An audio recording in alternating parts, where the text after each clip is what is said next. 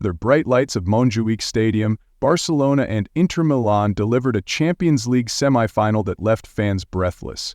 6 goals were scored, not just creating a footballing spectacle, but also telling a story of resilience, explosive talent, and moments so wild they bordered on the unbelievable. Just 30 seconds into the match, a daring back heel from Marcus Thuram silenced the entire stadium. But what fans will remember most is Barcelona's refusal to surrender, even after falling behind twice. The question now is, can Hansi Flick and his players show that same resilience on Italian soil, or will Inter use their home advantage at San Siro to shut the door on Barcelona's dream of reaching the final? The 3-3 draw in the first leg not only showcased the attacking strength of both teams, but left us with many unanswered questions. How can Barcelona extend their unbeaten run?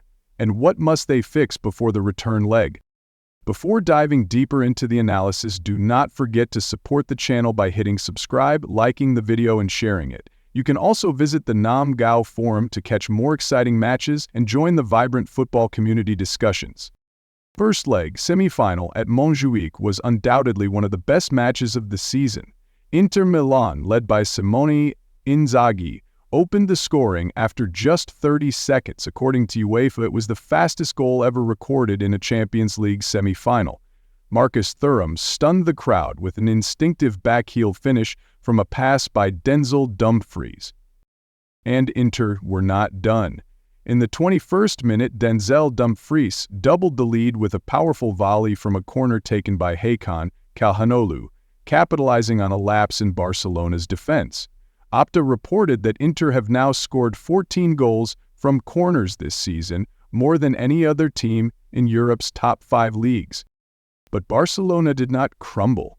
17-year-old sensation Lamine Yamal ignited the crowd with a brilliant solo goal in the 24th minute. Receiving the ball 35 meters from goal, Yamal glided past Henrik Mkhitaryan, used Bastoni as a screen, and curled a sublime shot past Jan Sommer, who could do nothing but watch. That goal did more than reduce the deficit. It re-energized the visitors. By the 38th minute, Pedri delivered a perfectly timed long ball, which Rafinha headed back across goal for Ferran Torres to tap in the equalizer. According to Squawka, Pedri completed 92% of his passes and created 3 clear chances, reaffirming his role as the midfield conductor. In the second half, Inter regained the lead in the 64th minute. Once again, Dumfries made his mark with a header from a corner, punishing a mistake by goalkeeper Panay and a disorganized Barcelona backline. But just 2 minutes later, Barcelona answered emphatically.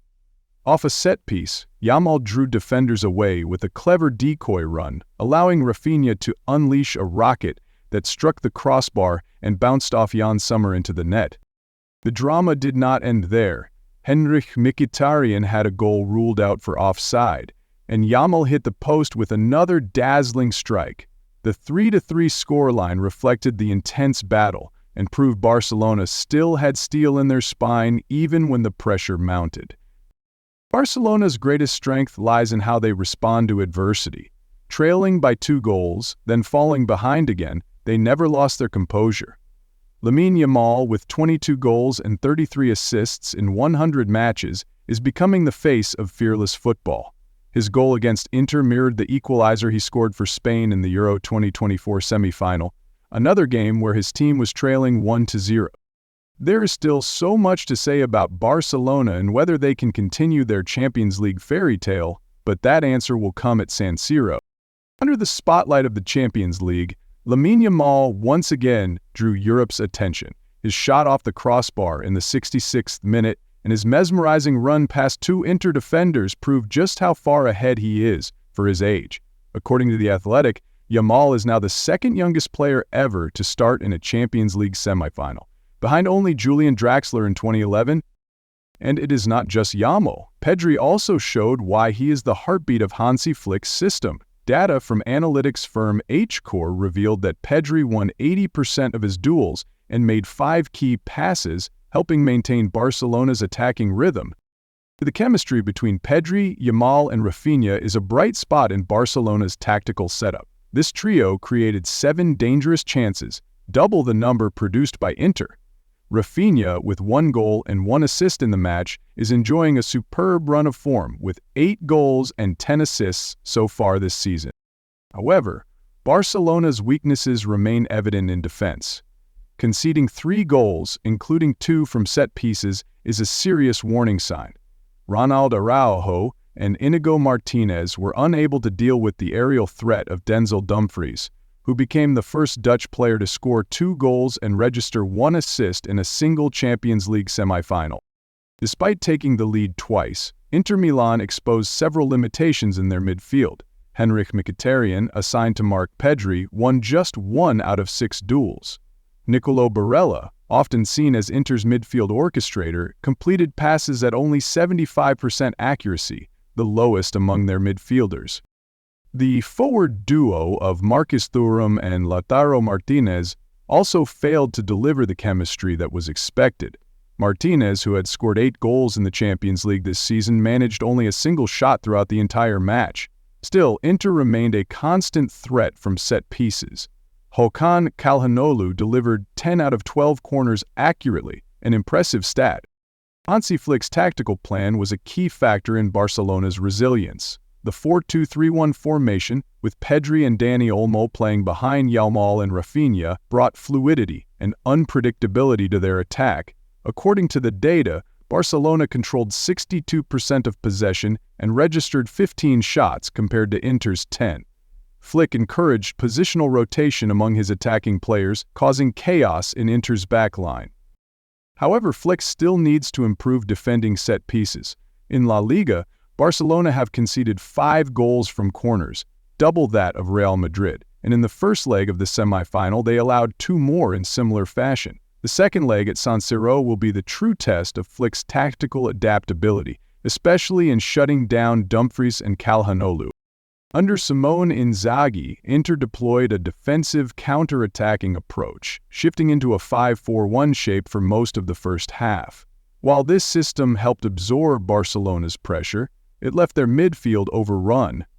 After the match, Inzaghi admitted, "We struggled greatly against Lamine Yamal. He is a once-in-50-years talent." Lautaro Martinez's missed opportunity in the 80th minute and Henrikh Mkhitaryan's disallowed goal highlighted Inter's lack of sharpness in crucial moments. The return leg at San Siro promises to be even more intense. According to Opta, Inter Milan are unbeaten in their last 10 home matches in the Champions League since the 2022 season. They have recorded 7 wins and 3 draws. However, Barcelona once defeated Inter 2-0 at San Siro in 2019, with Lionel Messi and Luis Suarez finding the net. Barcelona entered the return leg riding high on confidence thanks to a solid Copa del Rey run that included a win over Real Madrid and the dramatic comeback in the first leg.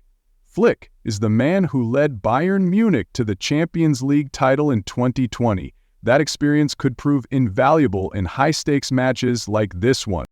However, to reach the final, Barcelona must shut down Inter's wing play. The Italian side have scored 12 goals from crosses this season. Mental strength will be the deciding factor. The current momentum leans slightly in Barcelona's favor, but at San Siro, anything is possible. Despite suffering a knock during warm-ups, Lamine Yamal played the full 90 minutes and created 4 chances. At just 17, he displayed not only elite technical ability, but also remarkable mental toughness. On the other side, Inter are feeling the pressure in Serie A, having lost ground to Napoli in the title race. They recently suffered a painful defeat to arch-rivals AC Milan in the Coppa Italia semi-finals, and now face the frustration of letting Barcelona equalize 3 times, despite leading repeatedly. Still, Inter's steel and grit cannot be ignored.